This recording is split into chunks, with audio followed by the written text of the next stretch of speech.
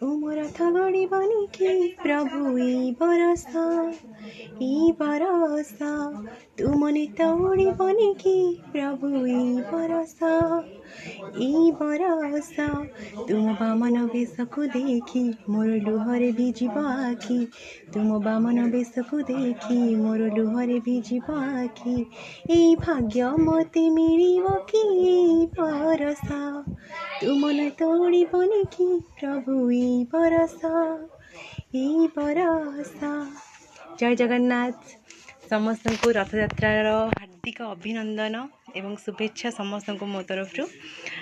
बहुत दिन पर आम प्रभु अणसर घर थे समस्त जानी प्रभु आसवे रथ को से दर्शन को देखापी आखि पूरा चाहिए रही आपण मानक भी रही प्रभु जगन्नाथ कृपा आज दिन आप बहुत शुभरे जाओ समस्ते बहुत जहाँ भी विश अच्छी सब जगन्नाथ पूरण करूँ।